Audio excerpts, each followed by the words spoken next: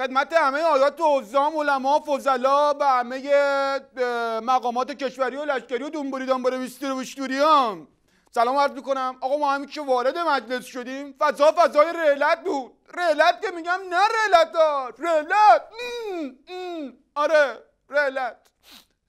گفتم رعلت یاد امام افتادم، امام راحل که قده تو سرش بود بیشرف. بخاطر همین تو همین حال و فضای رعلت و راحلی و این چیزا یه دو بیتی اومد تو کلم، دو بیتی اومد مصرع روش غزل کنارش، از اون ور یهو بچهای کوچه مردا ریختن پشتم. سلام علیکم سلام علیکم.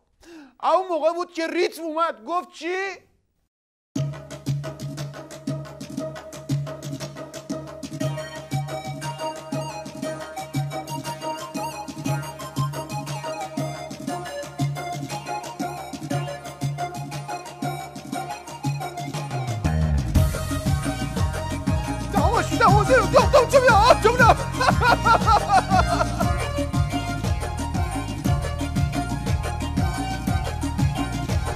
جمال بی نقطت و عشق است امام.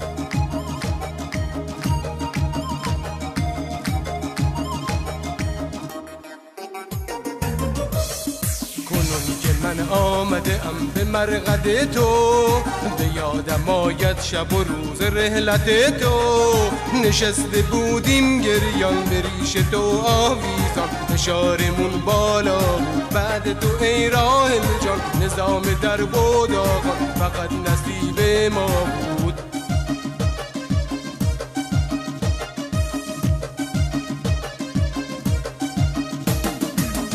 اکبر کفالود از ما پر از دود، بی کل محمود اونجا بود. زهرو که خوردی افتادی مردی، بی تو ولایت شد نابود.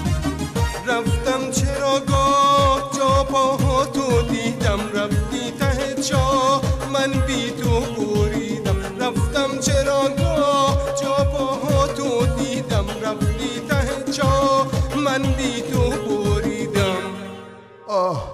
بریدم.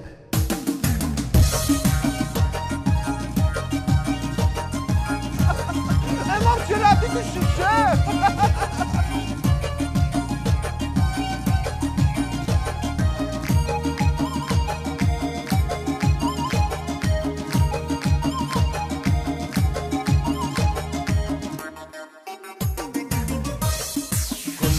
من آمده ام به مرقد تو، به یادم آید شب و روز رحلت تو.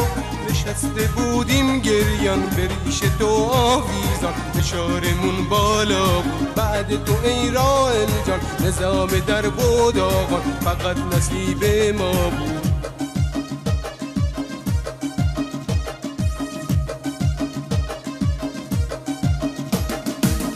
اکبر کفالود از ما پر از دود، بی کل محمود اونجا بود.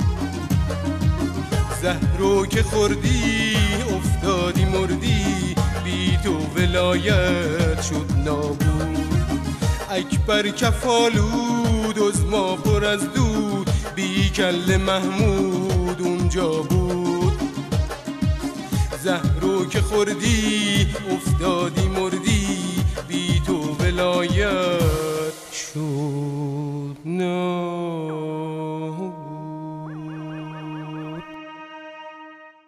شیشه امامو نشنی؟